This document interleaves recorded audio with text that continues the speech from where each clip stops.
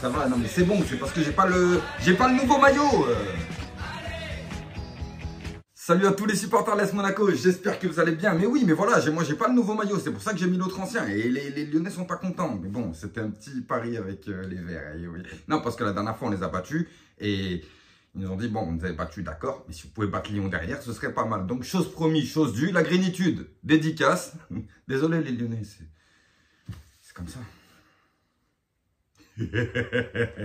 Bref, quel match, encore une fois. Alors, moi, bien entendu, je partais sur ce match avec du 50-50. Pourquoi? Parce que Monaco est en rodage, Monaco se redécouvre, Monaco a des recrues, Monaco doit se préparer pour la Ligue des Champions, et Monaco n'a pas montré une grosse forme pendant la première journée, même si on a eu une très belle préparation. Et l'Olympique Lyonnais a totalement raté son début de championnat et comptait vraiment se donner pour son premier match dans son stade, devant leurs supporters, et pour, bien entendu, commencer à prendre des points dans ce championnat. Mais on va dire que ça s'est plutôt bien passé dans l'ensemble. Alors, je vais revenir sur quelques cas, mais on va commencer par un.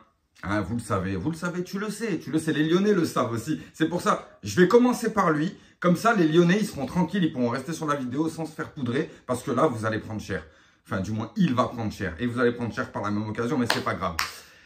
Georges de la jungle, Georges Mikotadze, avec ta grosse tête de spartiate de Wish, écoute-moi bien. Toi, comment t'expliquer? T'es nul en vrai. T'es vraiment nul. Enfin, moi, je pensais que t'étais quand même quelqu'un qui était capable de faire basculer un match, de prendre toute une équipe. Tu sais comment tu te l'as raconté pendant l'Euro? Moi, je sais pas. Comment tu te l'as raconté? On avait l'impression qu'on parlait à Cristiano Ronaldo. Tu vois, mais des années, hein, pas le Cristiano Ronaldo actuel, hein, celui d'avant, ouais. Et en fait, alors t'as raté un penalty, qu'est-ce qui se passe? Non, mais ça, c'était le match d'avant. Match d'avant, t'as été nul. Après, le problème, c'est que tu es allé dans un club où non seulement tu es parti dans ce club et tu as taillé l'autre et tu as fait des petits micmacs, donc tous ces trucs autour de ton transfert ne t'ont pas aidé, bien entendu, parce que ah oui, parce que j'ai une petite anecdote. Alors, j'ai un ami sur Lyon qui a rencontré des amis de Mikotadze. Et puis, ben, vu que, voilà, il lui a dit pourquoi il n'est pas allé à Monaco. Alors, Mikotadze, ben, il a dit, il y a les supporters. Ouais, à Monaco, elle est supporters.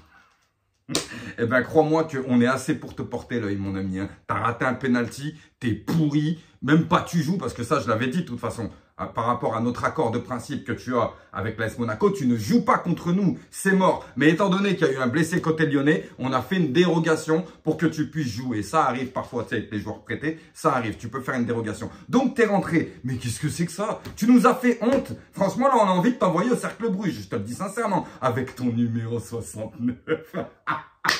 Remarque, franchement, ça te va bien. Le cul là-bas, la bouche là-bas. Ouais, ça te va bien, toi, ce numéro. L'important, c'est de s'identifier. Mais tu t'identifies à quoi? Mec, tu n'es pas la star de l'OL. La star de l'OL, c'est Alexandre Lacazette. Tu vois, c'est lui qui devrait porter le 69 à la rigueur. Mais toi. En plus, j'ai vu, tu as des trous là dans la... Ah ouais, c'est des soucis, ça, j'imagine. Mais quand tu fais le malin, tu fais le malin, tu arrives dans un vestiaire, ça fait que de se tirer dessus. La direction, c'est compliqué. Le projet, on ne sait pas où est-ce qu'il va. Alors, bien entendu, hein, l'OL n'est pas le boulanger du coin, on est bien d'accord. Mais en attendant, le projet monégasque était beaucoup plus solide. Tu as pu le voir, tu as pu le ressentir même. Donc, que ce soit un choix de ta part ou un choix de tes agents ou un choix de ta famille ou autre, eh ben en fait, aujourd'hui, on s'aperçoit qu'on a bien fait de ne pas te prendre. Parce qu'en plus... T'as l'air bête comme mec. Franchement, t'as l'air bête. Vous l'avez déjà entendu en interview. Il est bête, le mec. C'est que sa tête de...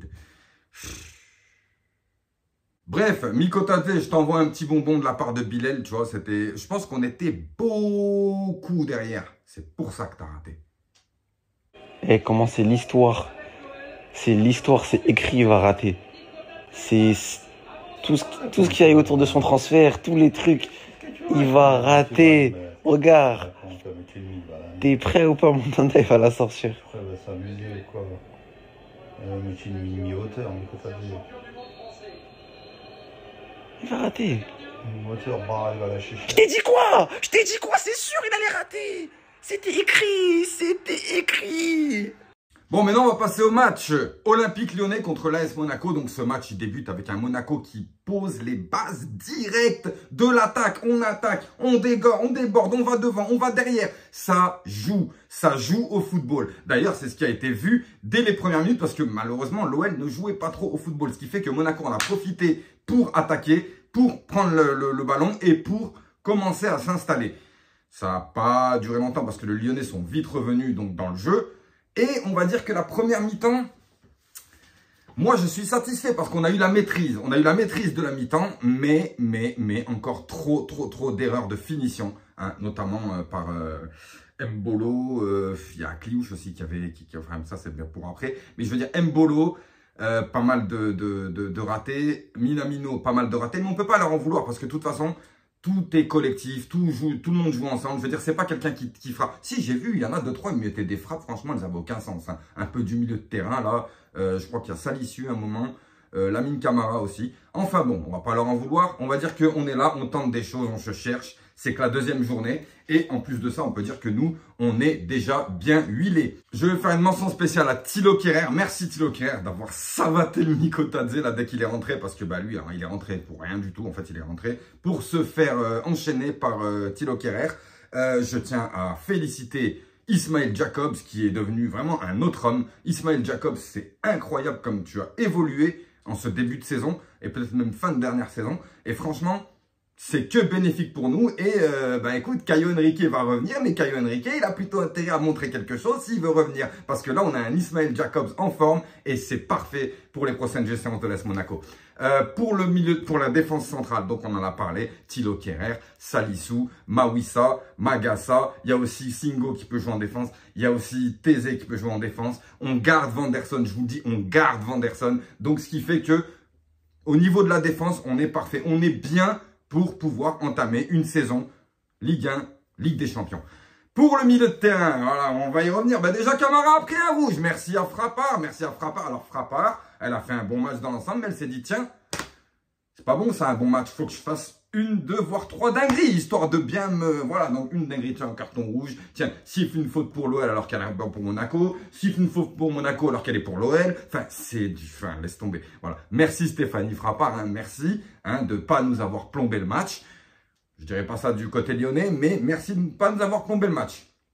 Pour Lamine Camara, il prend un rouge donc sur un vieux carton jaune que Stéphanie Frappard a décidé de lui mettre pour un rien parce qu'il a joué vite, voilà. Et le deuxième carton jaune, par contre, lui, il est vraiment justifié parce que c'est un sacré tacle de Lamine Camara. Erreur de jeunesse, encore une fois, les gars, je vous le dis, la Ligue des Champions, la jeunesse, les erreurs comme ça, c'est exactement dans ces moments-là, c'est ces moments-là où la jeunesse peut commencer à vaciller en Ligue des Champions. Tu vois, le dernier quart d'heure où tu te fais presser, et ben c'est là qu'on a besoin de joueurs d'expérience, qu'on a besoin de joueurs qui gardent le ballon. Vous vous souvenez, on avait Bernardo Silva qui gardait bien le ballon, on avait Thomas Lemar qui gardait bien le ballon lorsqu'on faisait de beaux parcours en Ligue des Champions. Là, ça va être un petit peu plus compliqué. Mais voilà, on le sait, à Monaco, lorsqu'on joue pas la Ligue des Champions, on a un effectif pléthorique, bourré d'expérience. Et quand on joue la Ligue des Champions, on y va avec des enfants. Mais bon, c'est pas grave parce que chez nous, c'est la jeunesse dorée. Vous le savez, c'est l'ADN du club, la jeunesse dorée. C'est la jeunesse qui fait ce que l'AS Monaco est aujourd'hui. Et d'ailleurs, toutes les personnes que vous pouvez voir pour le centenaire, ils ont tous été jeunes à Monaco et ils peuvent vous raconter un peu comment ça se passait et tout. D'ailleurs, il faudra que je vous fasse une petite présentation de ce livre. J'ai pas pu le 24 août parce que le 24 août, j'avais une émission de prévue avec Julien Le Gaulle pour le match donc de samedi. Donc c'est mal tombé, Donc cette semaine, je vous ferai une vidéo pour le livre de l'AS Monaco de Norbert Siri. Voilà. Où est-ce que j'en étais? Je me suis... Attends, j'étais où? Oui, la jeunesse dorée. Eliès Benseguir et Magnès Akliouche. Voilà, ça, bon voilà, déjà les gens les ont remarqués. Nous, on les a remarqués depuis un moment, normal, on les a vus grandir. Mais les gens, ils commencent à les remarquer là. Pourquoi? Parce qu'ils sont explosifs. Et surtout, Benseguir, lors de ce match, Akliouche.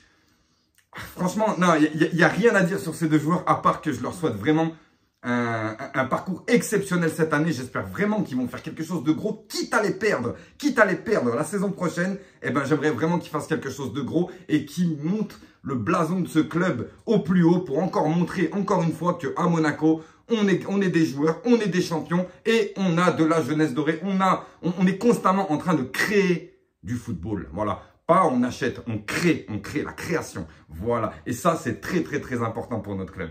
Donc, pour l'Olympique Lyonnais, c'est pas suffisant ce que vous présentez sur le terrain. Nous, on a été bons sans être fulgurants. Et malheureusement, vous avez flanché en deuxième mi-temps.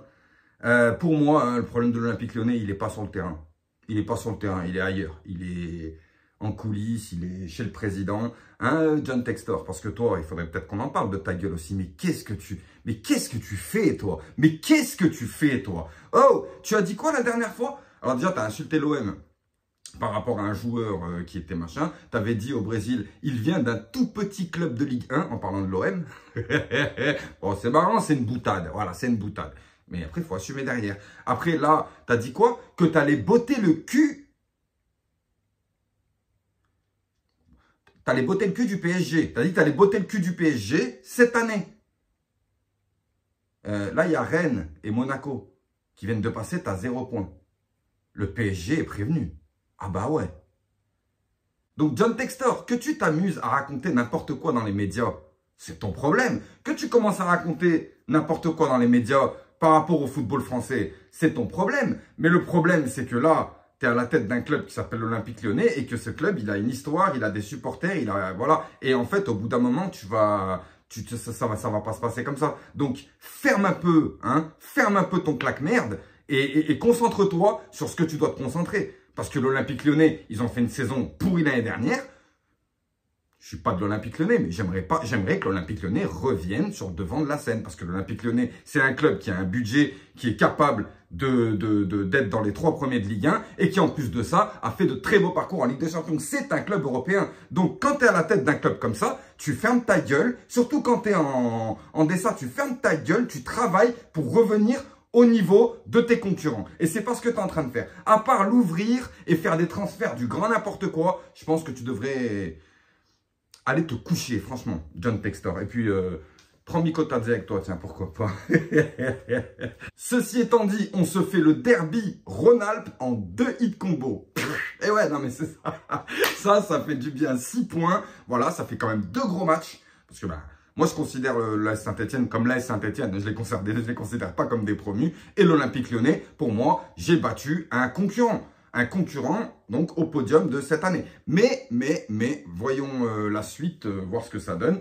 Concernant le Paris Saint-Germain, j'entends beaucoup de gens, oui, ils mettent 6-1 là-bas, ils mettent 4-1 là-bas. Mais les gars, comme si c'était d'aujourd'hui, ça. Vous vous souvenez pas? Quand ils avaient mis 4-1 à Lille, 6-1 au Havre, 4-0 là-bas, 3-0. Et le jour où on leur a présenté Mohamed Camara, eh ben, tout s'est arrêté. Eh ben oui, et monsieur Galtier, vous vous souvenez pas? Donc voilà les gars, à l'inverse des autres clubs, nous on joue avec nos forces, on joue avec nos faiblesses. Donc maintenant qu'on joue contre le Real Madrid ou qu'on joue contre Pontivy, eh ben on prend nos armes, ce qu'on a, et on y va, et on joue. Et on n'a peur de personne. Et ça, c'est le plus important. Parce que beaucoup de clubs de Ligue 1 perdent contre le Paris Saint-Germain, tout simplement parce qu'ils en ont peur. Eh ben oui, non, mais je vous le dis sincèrement, ils en ont peur. Tout comme on a eu peur du Paris Saint-Germain à un certain moment. Oui, il y a un moment, on était très impressionnés par cette équipe du Paris Saint-Germain. Mais je veux dire, on a un ADN de club qui fait qu'on est censé gagner, on est censé aller de l'avant et on a peur de personne. Et ça, c'est important. Et tout le monde devrait prendre un petit peu cette philosophie de jeu. Voilà. Sur ce, je suis très heureux de cette victoire. 6 points. On commence très bien le championnat. On a un bon effectif. Pour la Ligue 1. Maintenant, moi, j'aimerais encore vraiment du renfort. Là, il faut vraiment un renfort avant la fin du mercato. Ce serait bien d'avoir un bon milieu de terrain, sans bousculer la hiérarchie. Mais la hiérarchie en question, tu vois bien que Camara n'est pas là, ça va poser problème. Si Zakaria se blesse, ça va poser problème. Donc, il faut un milieu de terrain. Point final. Bon, voilà les amis, je vous souhaite une bonne journée. Pensez à Mikotadze qui est en train de pleurer dans son lit, en train de se dire pourquoi j'ai venu à l'OM. Et puis, on se retrouve donc dans la semaine pour ce débrief du livre de Norbert Siri, donc sur les 100 ans. Je voulais le faire le 24, mais je n'ai pas pu. Donc voilà, c'est pas grave. Allez, passez une bonne journée. Ciao, ciao.